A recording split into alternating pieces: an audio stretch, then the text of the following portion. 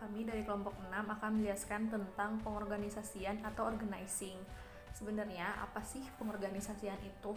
Pengorganisasian adalah langkah untuk menetapkan, menggolongkan, dan mengatur berbagai macam kegiatan, menetapkan tugas-tugas pokok, wewenang, dan pendelegasian wewenang oleh pimpinan kepada staf dalam rangka mencapai tujuan organisasi.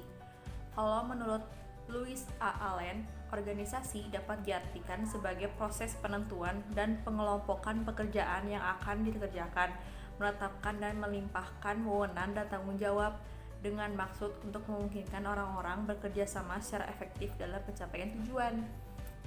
Lalu ada fungsi pengorganisasian, yaitu merupakan alat untuk memadukan atau mensinkronisasi dan mengatur semua kegiatan yang ada kaitannya dengan personil, finansial, material, dan tata cara untuk mencapai tujuan organisasi yang telah disepakati bersama. Selanjutnya ada proses pengorganisasian. Menurut Neti Siska Nurhayati, terdapat 4 pilar pengorganisasian atau 4 building blocks or organizing, yaitu yang pertama pembagian kerja atau division of work, yang kedua pengelompokan pekerjaan atau departmentalization, yang ketiga penentuan relasi antar bagian dalam organisasi atau hierarki, yang keempat penentuan mekanisme untuk mengintegrasikan aktivitas antar bagian dalam organisasi atau koordinasi. Proses pengorganisasian terbagi menjadi 5. Yang pertama perincian pekerjaan, yang kedua pembagian pekerjaan, yang ketiga penyatuan pekerjaan, yang keempat koordinasi pekerjaan, dan yang kelima monitoring dan reorganisasi. Hal pokok dari pengorganisasian terbagi menjadi 4. Yang pertama menentukan arah dan sasaran satuan organisasi, yang kedua menganalisa beban kerja masing-masing satuan organisasi, yang ketiga membuat job description atau uraian pekerjaan, yang keempat menentukan seseorang atau karyawan yang berdasarkan atas pertimbangan arah dan sasaran, beban kerja, dan uraian kerja dari masing-masing satuan organisasi. Pelaksanaan proses pengorganisasian yang sukses akan membuat suatu organisasi dapat mencapai tujuannya. Aspek-aspek paling penting organisasi dan proses pengorganisasian terbagi menjadi 8. Yang pertama pembagian kerja, yang kedua departementalisasi atau sering disebut dengan istilah departementasi, yang ketiga bagan organisasi formal, yang keempat rantai perintah atau kesatuan perintah, yang kelima tingkat-tingkat hierarki manajemen, yang keenam saluran komunikasi, yang ketujuh pengguna komite, yang terakhir tentang manajemen dan kelompok-kelompok informal yang dapat dihindarkan. Faktor-faktor utama yang menentukan perencanaan struktur organisasi antara lain, yang pertama strategi organisasi untuk mencapai tujuannya, di mana strategi akan menjelaskan bagaimana aliran wewenang dan saluran komunikasi dapat disusun di antara para manajer dan bawahan. Yang kedua, teknologi yang digunakan.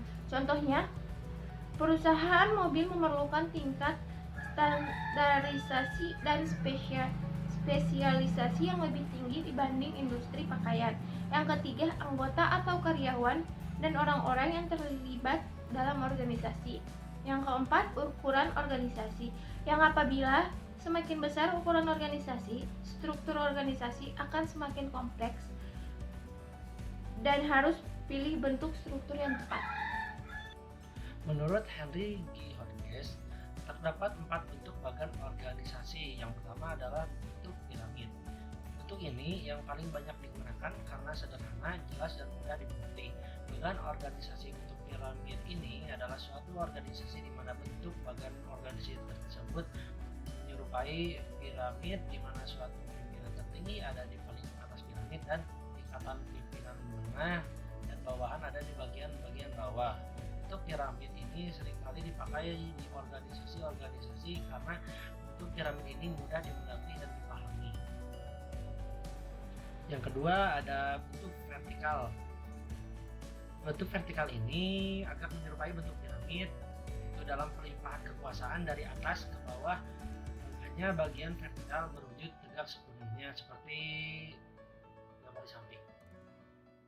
Yang ketiga ada bentuk horizontal. Bagan ini digambarkan secara mendatar. Bagan organisasi bentuk horizontal atau mendatar adalah bentuk bagan organisasi yang saluran wewenangnya dari pucuk atau ujung pimpinan tertinggi sampai dengan satuan organisasi atau pejabat yang terendah disusun dari kiri ke arah kanan atau sebaliknya.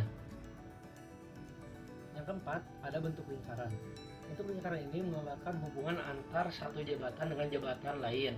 Bagian organisasi bentuk lingkaran merupakan suatu bentuk bagian organisasi di mana satuan organisasi atau pejabat yang terendah disusun dari luar bidang lingkaran ke arah titik tengah pusat, di mana di titik tengah adalah pejabat atau pimpinan tertinggi. Ada 4 bidang utama di mana organisasi formal dan informal berbeda. Seperti yang pertama adalah dalam hubungan-hubungan antar pribadi. Dalam organisasi formal, hubungan-hubungan di antara orang-orang digambarkan dengan jelas, sedangkan dalam hubungan-hubungan informal sangat tergantung pada kebutuhan-kebutuhan mereka. Yang kedua ada kepemimpinan. Para pemimpin dirancang dan ditentukan dalam organisasi formal serta muncul dan dipilih dalam organisasi informal. Yang ketiga ada pengendalian perilaku. Organisasi formal mengendalikan perilaku karyawan melalui penghargaan dan hukuman, sedangkan organisasi informal mengendalikan para anggota dan dengan pemenuhan kebutuhan.